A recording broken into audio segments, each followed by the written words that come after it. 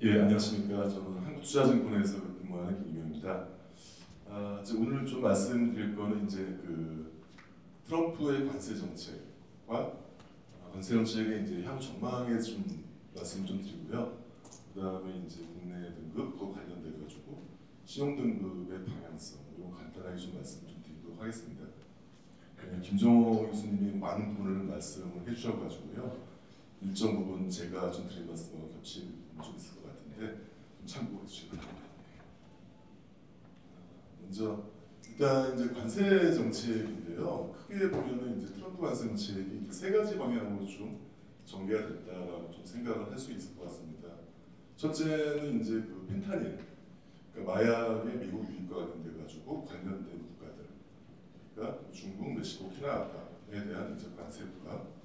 그다음에 둘째는 이제 미국의 이제 생산 기반이 있는 뭐 철강 업종 같은 거, 그다음에 전략적으로 미국에 필요한 이제 반도체 업종 이런 거에 대한 이제 품목별 관세가 좀 있고요. 셋째는 이제 미국이 적자가 좀 많이 보고 있는 나라들, 그러니까 뭐 관세 장벽, 비관세 장벽에 의해서 미국이 불공정한 무역 관계에 있다라고 하는 국가에 대한 상호 관세 부과, 4월 2일로 예정되어 있는데요. 뭐 이렇게 이제 세 가지 관세를 갖고 관세를 떼려고 하는 상황이다라고 이해를 할 수 있을 것 같습니다.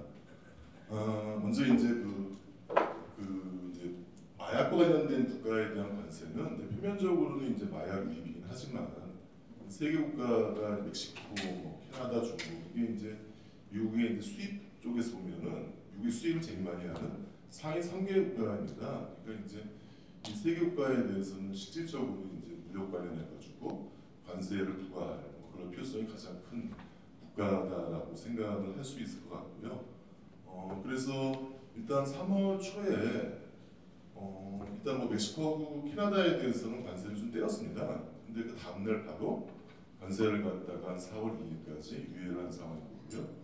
그 과정에서 보면 이제 미국의 이제 자동차 생산망이 미국에만 있는 게 아니라 외려 이제 멕시코나 캐나다에 섞여 있다 보니까 사실 이제 미국 자동차 업계에도 관세를 때리면 캐나다나 멕시코에 그럼 견디기 힘든 상황입니다. 그래서 이제 뭐 너무 이제 트럼프에 이제 건의를 했다라고 하고요. 미국 자동차 업계 건의를 받아가지고 4월 2일로 관세를 유예한 상황입니다. 품목은 지금 이제 USMCA, 그러니까 북미 자유무역 협정이 이제 체결이 돼 있으니까 거기에 대한 관련된 품목들 관세를 유예를 한 상황인 거고요. 그 과정에서 굉장히 서로 치고받고 뭐 캐나다하고는 그런 과정이 있었습니다. 그래서 아래 이제 품목별 관세가 3월 12일부터 이제 철강하고 알루미늄에 부과됐는데 이렇게 되니까 이제 캐나다 같은 경우에는 온타리오 주에서 일부 전력이 이제 미국으로 수출이 되는 거였는데 여기 이제 할증료를 한 25% 붙이겠다라고 했고요. 그러니까 트럼프가 그러면은 철강에 대한 20% 관세 플러스 또 25%, 50% 관세를 때리겠다라고도 맞대응을 했고요. 그러면서 이제 서로 이제 상당히 피해가 클 수 있으니까 그거는 이제 뭐 할증료나 추가 관세는 이제 또 철회를 당연한 상황입니다. 반면에 이제 중국 같은 경우에는 서로 뭐 관세와 보복 관세만 있습니다. 서로 간에 뭐 협상 테이블에 앉은 것도 없고 그래서 중국은 2월 초에 10% 관세를 부과했고요. 또 3월 초에 추가로 10%에서 20% 추가 관세를 부과한 상황이고요. 거기에 대응해서 중국도 보복 관세를 품목별로 10에서 15% 관세를 부과한 상황입니다. 다음에 이제 품목별 관세는 아까 관세 말씀드렸지만 3월 12일 날 철강하고 알루미늄에 대한 관세 25% 때렸고요. 그래서 이제 철강 같은 경우에 우리도 이제 쿼터제 트럼프 일기 때 관세를 부과하는 대신에 쿼터제를 좀 받았거든요. 근데 이제는 쿼터제는 폐기하고 관세 25% 때리는 걸로 이제 일조가 된 상황이고요. 그 다음에 좀 약간의 잡음은 좀 있었지만 자동차, 반도체, 뭐 목재 이런 것들도 관세를 좀 때리겠다. 초기에는 뭐 25%, 그다음 25% 플러스 알파이까지 나왔지만 최근에 이제 뭐 유연성을 좀 발휘하겠다. 그다음에 일부 국가에 대해서는 관세를 면제할 수 있다. 뭐 이런 이제 얘기를 또 트럼프가 또 했습니다. 그래서 그런 품목별 관세가 철강은 25% 때렸지만 나머지 품목, 뭐 자동차나 이런 거는 몇 프로 관세를 부과할지는 조금 뭐 두고는 봐야 되겠다라고 생각을 좀 할 수 있을 것 같고요.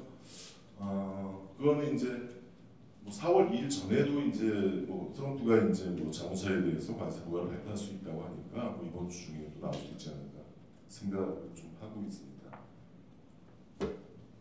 그다음에 뭐 상호관세는 뭐 4월 2일 날뭐 부과를 하는 거고 여기에 대해 가지고서는 이제 우리나라도 미국이 수입을 하는 상위 8번째 국가입니다. 그래서 한국 같은 경우에도 상호관세에서 벗겨나가기 쉽지 않을 거다라고 현재로서는 생각을 할 수 있을 것 같습니다.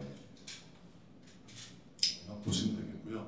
그래서 이제 관세를 좀 때리는데 뭐 약간 이제 광이 미친 사람 같은 느낌이 좀 받기도 합니다. 트럼프가. 근데 이제 생각을 좀 해보면 미국은 기본적으로 미국인들은 그러니까 미국 통화 달러가 이제 기축 통화다 보니까 이게 이제 그러니까 세계 교역을 좀 유지하기 위해서는 이제 기본적으로 달러가 펀더멘탈에 비해서 고평가돼 있다라는 시각들이 좀 있습니다. 그래서 어떻게 보면 상당수 이제 미국의 경제 쪽에 좀 전문가분들이나 이런 분들이 이런 생각을 하고 있는 것 같고요.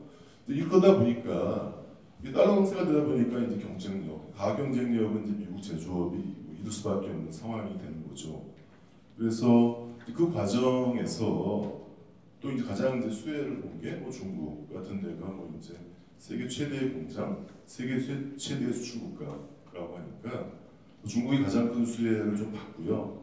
그 다음에 뭐 동맹국, 그러니까 트럼프의 생각은 그러니까 미국의 동맹국들도 사실은 중국과의 교역 확대를 통해서 성장을 뭐 도모하는, 뭐 한국도 그렇고 뭐 독일도 그렇고 그런 상황이 된 거죠. 그래서 뭐 이런 상황이 사실은 미국만 피해를 보고 있다. 미국의 제조업이 공동화된 상황이다라는 시각을 갖고 있다라고 좀 봐야 될 것 같습니다. 그래서 이 상황을 타개하기 위해서는 미국의 제조업 재건이 필요한 상황인 거고, 그래서 미국의 제조업 재건을 위해서는 관세를 좀 부과할 수밖에 없는, 장벽을 칠 수밖에 없는 상황이다라는 뭐 그런 이제 취지라고 좀 볼 수 있을 것 같습니다. 그래서 관세가 사실 이제 협상용이라는 생각도 있지만 사실은 미국 제조업 재건을 위한 필수적인 수단이 될 수 있다라고 좀 봐야 될 것 같습니다. 그리고 또 하나는 이제 미국 입장에서 보면은 이렇게 계속 이제 미국이 이제 달러 고평가 때문에 피해를 입으면서 구조적인 적자, 그러니까 무역 수지와 재정 적자, 그러니까 쌍둥이 적자에 시달리고 있는 상황이다라고 봐야 될 것, 그렇게 볼 수 있고요. 그래서 미국의 이제 그 국가 채무 비율이 GDP 대비 124%, 재정 적자 비율은 GDP 대비 6.9%, 상당히 좀 안 좋은 상황이고, 그래서 뭐 FMC 파월 의장 같은 경우에도 이러한 미국 부채가 지속 가능하지는 않다라는 말도 했었습니다. 그리고 이제 미국 뭐 자본시장 뭐 일각에서는 이러한 이제 사실은 뭐 쌍둥이 적자에 시달리고 부채가 상당히 과도한 뭐 이런 상황이 뭐 3년 내에 심각한 부채 위기에 맞을 수 있다. 뭐 이런 이제 경고도 좀 있는 상황인 거고요. 그래서 또 이제 뭐 제조업 재건도 필요하고 쌍둥이 적자에 좀 축소가 구조적으로 필요한 상황, 뭐 이런 데보다라고 좀 볼 수 있을 것 같습니다. 이런 맥락에 생각해 본다면 미국이 이제 관세를 때리는 것, 그다음에 공무원에 대한 상당히 좀 공격적인 감축, 재정자 축소하기 위해서 뭐 이런 것들이 좀 이해가 될 수 있는 맥락이다라고 좀 볼 수 있을 것 같습니다. 그다음에 이제 상위 이제 수입 3개국에 대해서 관세 좀 부과했는데, 뭐 중국 같은 경우에는 아까 교수님도 말씀했지만 기존에 있는 뭐 전통 그냥 제조업뿐만이 아니라 뭐 AI나 아니면 뭐 자율주행 이런 이제 미래 산업에 대해서도 뭐 최근 들어 특히나 괄목할 만한 좀 성장을 좀 보이고 있는 상황입니다. 그러니까 미국 같은 경우에는 뭐 이게 뭐 민주당이 됐건 공화당이 됐건 중국이 이제 미국과 패권 경쟁을 하는 국가이기 때문에 규제 필요성은 당연히 있는 거고, 그래서 중국 같은 경우에는 관세 부과를 피해나가기 쉽지 않을 거다라고 좀 볼 수 있을 것 같습니다. 그래서 아까도 말씀드렸지만은 세계 국가에서 관세를 들었지만 뭐 멕시코나 캐나다 같은 경우는 상당히 반발도 하고 아니면 좀 협상하려는 자세를 보이고 이런데, 중국 같은 경우에는 아예 관세 때리면 고관세 때려버리고 협상이라는 게 없었습니다. 어차피 중국은 미국이 중국에 대한 관세 부과는 피할 수 없는 뭐 그런 팩트다라고 생각한 결과가 아닐까 볼 수 있을 것 같고요. 그 다음에 또 하나 이제 뭐 멕시코나 이제 캐나다 같은 경우에도 지금은 이제 뭐 GM이나 포드 같은 뭐 미국 완성 자동차를 포함한 우리 뭐 기아도 그렇고요. 글로벌 기업들이 뭐 사실은 공급망도 구축돼 있고 인건비도 싸. 그러니까 생산 비용이 싼 그런 이제 멕시코에다 공장을 짓고 그다음에 북미 자유무역협정을 이제 뭐 활용해가지고 판매는 미국에 하는 이런 상황이기 때문에 이런 상황에서는 사실은 멕시코나 캐나다하고 미국은 경합관계에 있는 그런 국가들일 거고 이거를 깨고 제조업을 재건하기 위해서는 멕시코나 캐나다에 대한 그런 관세 부과는 피할 수 없는 조치다. 그렇지 않고서는 완전 낮추면 계속 뭐 멕시코에서 뭐 자동차가 들어올 수 있고 뭐 이런 상황이 되기 때문에 이 국가에 대해서도 관세를 필연적으로 갈 수밖에 없다라고 생각을 좀 할 수 있을 것 같습니다. 다만 멕시코 같은 경우는 아까 이제 그 관세 뭐 캐나다도 그렇고 3월 초에 관세를 때렸다가 뭐 미국 자동차 업계 건의를 받아서 또 그 다음 날 바로 4월 2일까지 관세를 유예한 것처럼 미국 제조업에 사실 이해관계가 또 얽혀 있는 부분도 있기 때문에 실제로 관세를 때리긴 하겠지만 몇 프로가 될지 이거는 조금 이제 4월 2일 정도에 한번 두고 볼 필요는 있겠다라고 생각을 좀 하고 있습니다.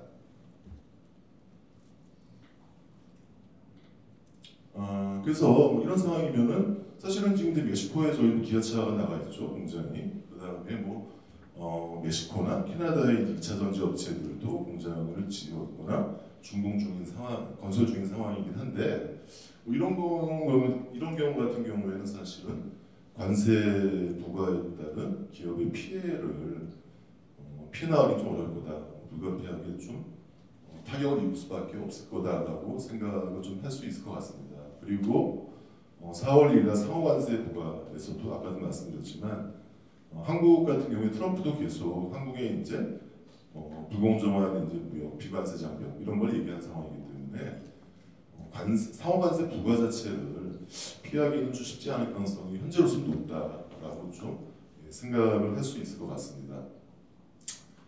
네, 그다음에 아까 여기 25% 관세가 받았다고 했고, 근데 아까 방금 전에 말씀드렸지만 멕시코, 캐나다에 대한 관세는 몇 프로가 나올지는 조금 두고 봐야 되지 않을까 그런 생각을 좀 하게 됩니다. 그러면 그 다음에 또 하나가 이제 뭐 일부 국가에 대해서는 상하관세를 면제까지 해줄 수 있다라는 좀 얘기가 최근에 또 이제 트럼프가 좀 했는데요. 일단은 생각을 해보면 아까 방금 전에 말씀드렸지만 멕시코나 캐나다는 관세 부과 필요성은 좀 있다라고 생각을 하고 있고요. 거기는 뭐 관세 유례 문제지 관세 부과를 피해나가기 면제받기는 뭐 굉장히 불안할 거다라고 생각을 좀 하고 있고요. 그 다음에 뭐 그런 이외의 국가 중에서 미국이 원하는 거, 그러니까 뭐 대규모 이제 최근에 이제 뭐 어제 이제 뭐 현대차도 미국에 이제 뭐 210억 불 정도의 이제 현지 투자 계획을 발표를 좀 했지만 뭐 그런 것들에 대한 이제 미국 투자를 좀 하는 국가들, 원하는 것들을 하는 국가 같은 경우에는 좀 이제 뭐 관세를 좀 경감해줄 가능성이 좀 있지 않을까 생각을 좀 합니다. 아까 착각이 있는 거 부분은 뭐냐면, 그러니까 현대차가 이제 그 미국의 이제 공장을 준공한다는 발표를 좀 해서 그러면 자동차 관세 면제를 받는 게 아니냐, 그건 아니라고 생각을 하고 있고요. 미국에 생산하는 이제 자동차는 관세를 면제받겠지만 뭐 한국에서 미국으로 가는 자동차 이거에 대해서 관세를 경감해줄 생각은 없다라고 봐야 될 것 같습니다. 그래서 풀어주면은 계속 뭐 일부 공장 짓고 나머지는 다 해외에서 미국으로 이제 자동차가 이제 수출이 되는 상황을 트럼프가 좌시하지는 않을 거다라고 보고 있습니다. 그래서 뭐 일부 감면은 됐을 가능성은 좀 있지 않을까 생각을 하고 있고요. 근데 이제 이게 미국에 이제 그러면은 이제 뭐 트럼프가 원하는 대로 미국의 이제 뭐 설비 투자 이게 과연 좀 원활하게 될 것인가, 이거는 좀 쉽지 않을 거다라고 생각합니다. 가장 기본적으로 경제적으로는 미국의 공급망 상당히 취약하죠. 미국의 제조업은 사실은 어떻게 보면 공동화된 상황이기 때문에 그래서 또 투자 유치를 원하는 거고요. 트럼프가 굉장히 좀 공급망이 취약하고 인건비는 비싸고, 그러니까 생산 비용 자체가 좀 높아서 이런 상황에서 미국의 대규모 설비 투자 이건 GM 같은 데도 상당히 지금 하지는 못하고 있는 상황입니다. 그래서 이건 쉽지 않은 상황인 거고, 특히나 정치적으로 보면은 내년 11월 또 이제 선거가 있죠. 저희 중간 선거 개념이 있는 뭐 상원 이제 3분의 1, 하원 전부 선거가 좀 있는 상황인 거고요. 근데 이제 중간 선거가 이제 내년 11월에 있고 트럼프는 재선이 좀 불가한 거죠. 그래서 이미 한 번 했었고 이번에 이제 두 번째니까. 그래서 이제 상황에 따라서는 좀 트럼프의 레임덕이 좀 빨리 올 수도 있을 가능성, 이것도 배제하기 쉽지 않을 거다라고 생각을 할 수 있을 것 같습니다. 일단 뭐 일부 수는 있지만 공무원을 대량 감원하면서 거기에 대한 이제 반발 심리가 좀 있는 미국민 사회에 있는 것도 있고요. 또 고용이 좀 약해질 수 있는 상황. 그다음에 또 하나는 최근에 이제 뭐 관세부가 이런 것 때문에 소프트 스피어들은 미국이 나쁘거든요. 그러니까 소비자 신뢰 지수나 뭐 이런 식으로 이제 경기에 대한 이제 우려들을 하다 보니까 통상 정치 같은 경우에는 집권 여당은 이제 뭐 되고 안 되고는 사실은 경제가 좀 좌우하는 상황인데 경제에 대한 이제 소프트 스피어가 안 좋은 상황에서 레임덕 가능성도 뭐 지금 현재로서는 있을 수도 있으니까 그래서 그런 상황은 또 오히려 기업들이 생산 비용이 비싼 미국에 공장을 선취하는 그런 의사결정 이걸 하기가 쉽지 않을 거다라고 좀 생각을 할 수 있을 것 같습니다. 참고로 이게 이제 그 공장을 짓는 비용 자체도 좀 다르지 않나 싶은 생각이 드는 게, 그러니까 이제 어제 이제 현대차가 미국에 대한 이제 설비 투자 얘기를 하면서 현대제철도 이제 들어가거든요. 58억 투자를 하겠다라고 하는데 그 정도 캡하면은 한국에서는 한 2조 5천억 정도면 충분히 공장을 짓는데 거의 한 10조 가까이 되는 공장 건설 비용을 좀 발표를 했습니다. 실제인지 진짜인지 가짜인지 약간 좀 과대하게 투자 규모를 얘기한 건지 아니 미국에서 진짜 그 정도의 돈이 들어야지 한국에서는 한 2조 5천억이면 짓는 공장이 지어지는 건지 이건 좀 두고 봐야 될 것 같은데 그만큼 사실은 미국에 설비 투자하는 게 좀 쉽지 않은 의사결정이다라고 좀 봐야 될 것 같고요. 그래서 뭐 이런 상황이면은 반면에 이제 또다시 트럼프는 좀 시간이 없습니다. 그러니까 아까 말씀드렸지만 내년에 11월 중간 선거가 좀 있는 거고 그래서 외려 관세 부과의 속도를 시장이 예상하는 거. 그러니까 한국은행 같은 경우는 이렇게 빨리 관세 부과할지 몰랐다라는 얘기를 이창용 총재가 하셨거든요. 그래서 이렇게 빨리 하는 또 이제 트럼프의 입장도 이해는 가는데 그거에 따라 가지고 또 투자를 해야 되는 뭐 이제 기업들, 글로벌 기업들이 그것도 따라가기 쉽지 않은 상황이다라고 좀 해볼 수 있을 것 같고요. 그래서 일단 뭐 트럼프 입장에서는 관세를 압박해서 미국에 투자를 유치하면 가장 베스트고, 근데 그럴 가능성이 조금 현재 너무 좀 급하게 좀 체결을 하니까 쉽지 않을 수도 있겠다. 그렇다고 한다면은 그냥 관세는 상당 부분은 그냥 부과되는 쪽으로 갈 가능성이 필요한 국가, 필요한 품목, 관세를 부과될 가능성이 좀 있지 않을까 생각을 좀 하고 있습니다. 그래서 관세 부과를 하게 되면 또 트럼프 입장에서는 또 재정 수지 개선이 되는 측면이 있으니까 뭐 그런 측면도 정책 목표에 좀 부합하는 뭐 그런 상황이다라고 좀 해석을 할 수 있을 것 같습니다. 그래서 근데 그러면 이렇게 관세를 계속 떼는데 이게 그러면 뭐 상대국하고의 연쇄적인 이제 보복 관세 맞대요.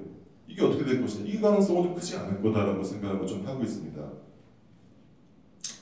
일단 높이가 크죠. 서로 간에 이제 보복 관세를 맞대응을 하면 그러다 보니까 뭐 멕시코 같은 경우는 협상 테이블에 좀 앉으려고 하는 분인 거고 아까 이제 캐나다 같은 경우에도 굉장히 세게 붙었는데 일테면은 이제 전기료 미국이란 전기료에 대한 할증을 25% 붙인다고 하니까 트럼프가 그러면 철강에 또 20% 추가로 때리겠다 하니까 뭐 하루 만에 처벌을 해버리고 그래서 이게 이런 보복 관세가 맞대응이 계속 상승작용을 일으킬 가능성은 좀 크지 않다. 뭐 피해가 크기 때문에 라고 생각을 해볼 수 있을 거 지금 현재로서는 생각을 할 수 있을 것 같고요. 이유 같은 경우는 되게 세게 나왔지만 이제 협상 테이블에 좀 앉아가지고 좀 얘기해보자라는 입장입니다. 그 다음에 또 이제 뭐 이를테면은 또 트럼프가 얘기한 것 중에서 뭐 중국, 일본 같은 데가 이제 과거에 환율 조작을 통해서 관세 충격을 좀 흡수한다. 여기에는 보복 관세 때리겠다라고 좀 말 그렇다면 보복 관세 때리겠다라고 하는데 이거는 뭐 사실은 환율 조작을 통해서 관세 충격을 흡수하는 국가에 대한 보복 관세는 미국 입장에서는 필요한 조치일 수는 있습니다. 그런데 이게 또 계속 또 상승작용을 일으키면 서로 간의 부담이 되기 때문에 어느 선에서는 좀 제한이 되지 않을까 생각을 좀 할 수 있을 것 같습니다.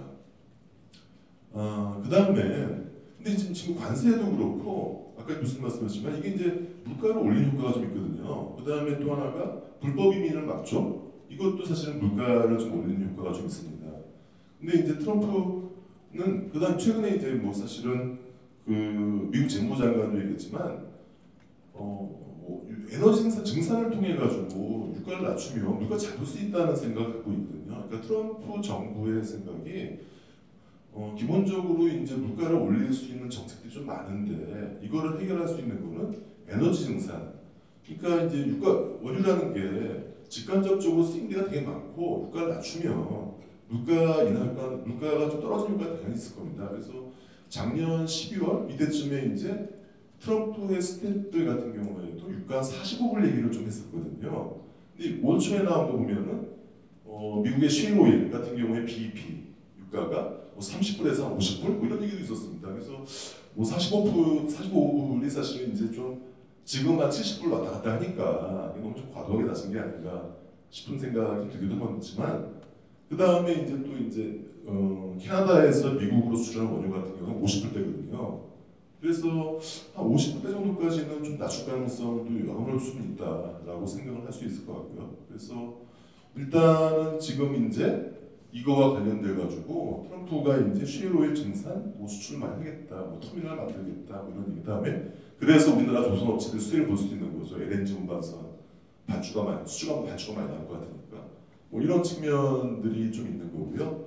그 다음에 오펙 증산을 유도를 하고 있고, 그 다음에 이제 아까 했지만은 기존의 국제 질서하고 완전히 딴판이죠. 러시아 우크라이나 전에서 거의 뭐 좀 어떻게 보면은 노골적으로 러시아 편을 좀 들고 있는 상황인데 이것도 생각을 해보면 일단은 이제 러시아 에너지 기업도 규제를 받고 있는데 러우전에 빨리 종전을 시켜서 러시아의 에너지 기업에 대한 규제를 좀 풀어서 러시아의 에너지 원유가 좀 시장에 좀 제도권 시장에 좀 나올 수 있게 유도하고 그 다음에 러시아의 이제 에너지 개발 쪽도 유도하면 그것도 유가를 낮추는 효과가 좀 있을 거다라는 그런 생각이 그런 토속에서 러우 전쟁을 좀 빨리 끝내고 러시아를 좀 제도권으로 끌어들이려고 하는 뭐 그런 의도가 있다라고 좀 생각을 할 수 있을 것 같습니다.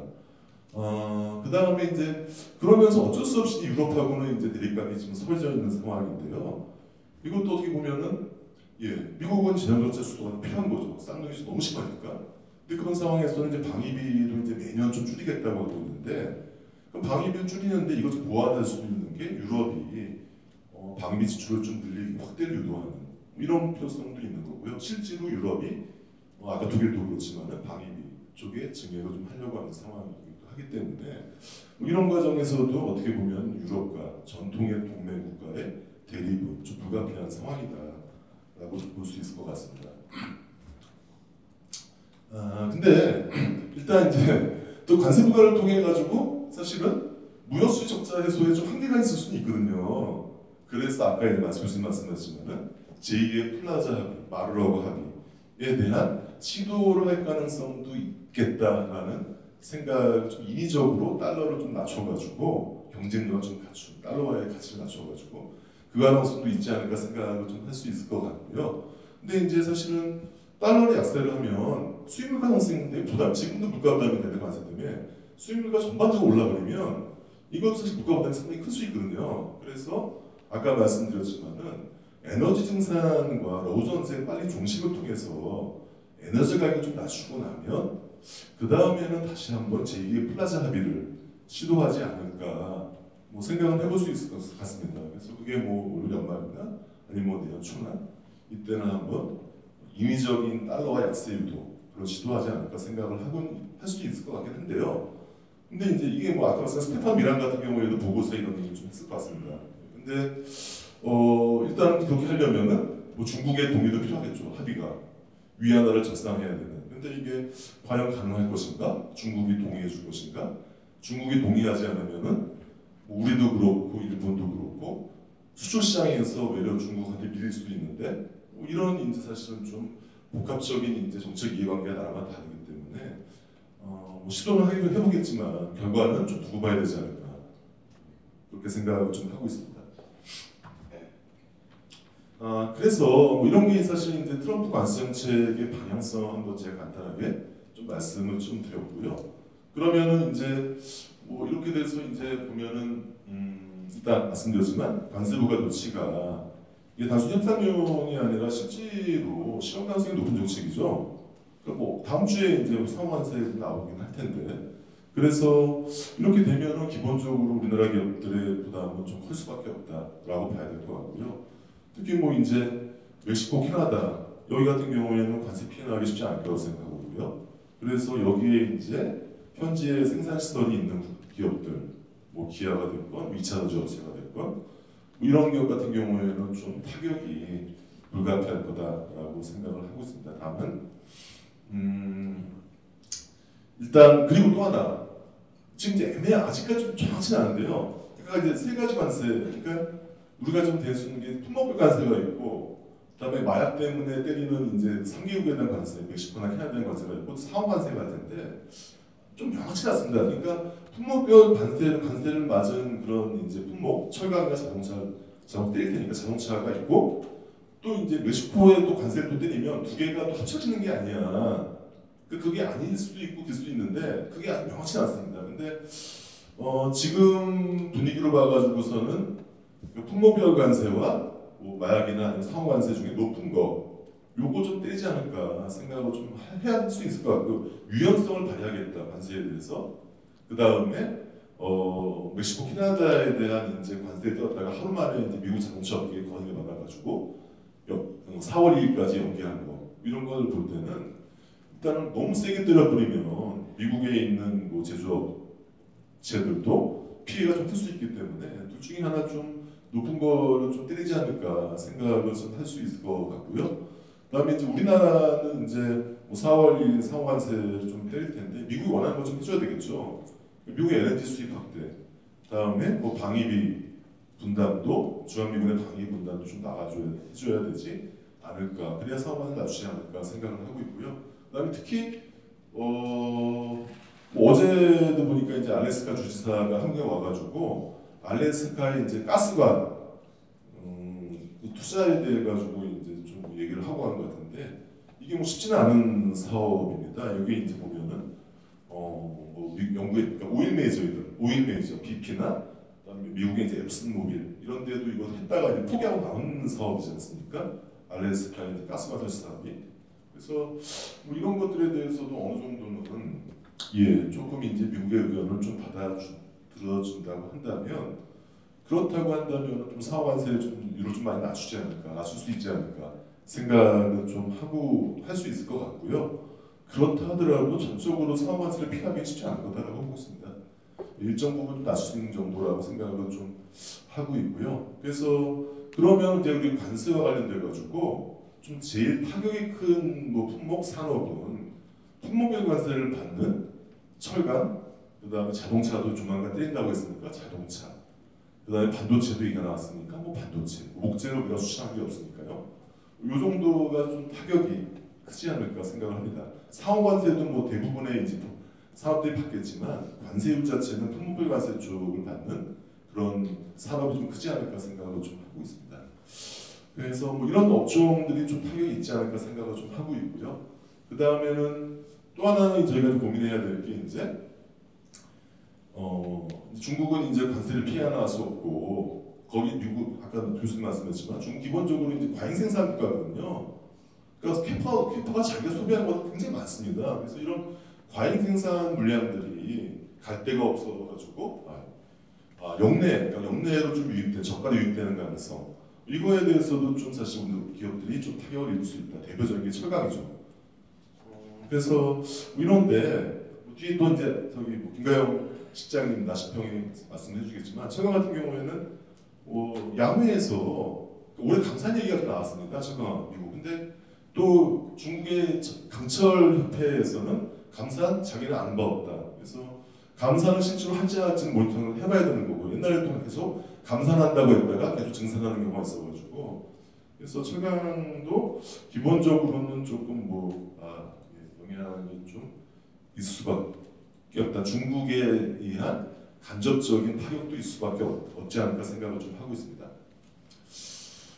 그래서 뭐 이런 상황이긴 한데 그럼 이제 신용등급은 어떻게 될 것이냐를 좀 봐야 되는데 신용등급은 뭐 각 업종에 속한 특성, 그 다음에 거기에 해당 업종의 기업의 재무적인 버퍼, 재무 안정성 이거에 따라서 좀 좌우될 수 있다라고 좀 생각을 좀 하고 있고요. 그래서 풍물관세 부과 대상인 자동차나 철강 이런 거는 기본적으로 타격이 있겠지만 거기 상위권 업체 같은 경우에는 재무 안정성이 좋습니다. 재무들이 좋아서 그러면은 이런 그 관세에 의한 타격을 흡수해낼 수 있는 완충력이 갖고 있다라고 좀 봐야 될 것 같고요. 그래서 등급 액션 나타나지 않은 재무 구조가 좋은 기업들은 실제 등급 하향 액션이 나타나지 않을 가능성이 좀 있다라고 생각을 좀 합니다. 물론 이제 신봉사 시장님 말씀을 해주시겠지만, 그래서 제가 그렇게 생각을 하고 있고요. 그리고 그게 이제 왜 그러냐면 아까도 이제 관세 인들이지만 상승 작용이 일어날 가능성은 좀 제한적이다. 그러니까 범위가 좀 제한될 수 있다라고 좀 그게 뭐 철강이 됐건 특히 자동차가 됐건 그래서 뭐 이런 것들은 뭐 레이팅 액션이 나타날 가능성은 제한적이라고 생각하고 있고요. 다만 이제 뭐 산업은 이제 연관 효과가 큰 업종이다 보니까 뭐 자동차 부품 업종 뭐 이런 쪽에서 좀 재무가 좀 떨어지는 뭐 그런 이제 단독 기업들 이런 경우에는 좀 등급 하향 압력에 노출될 가능성이 좀 있지 않을까 생각을 좀 하고 있습니다. 그다음에 이제 반도체는 관세를 사실 미국의 이제 생산 기반이 크지는 않은데 관세를 때린다고 하는 이유가 뭐 미국에 있는 자기네 자기네 그 산업에 대한 보호보다도 유치하고 싶은 업종이기 때문이라고 생각을 하고 있고요. 특히 이제 그래서 영향이 좀 제한적일 거라고 보고 있고요. 특히 이제 HBM 같은 경우에는 가격의 문제가 아니라 수요처의 이제 그 좀 기타의 좀 특성을 맞는 품목을 생산해낼 수 있는 없냐 이게 중요하기 때문에 반도체 업종 같은 경우에는 관세에 따른 직접적인 뭐 타격은 좀 크지 않을 거다. 간접적인 영향은 좀 있을 수 있겠지만 이 정도 생각을 좀 하고 있습니다.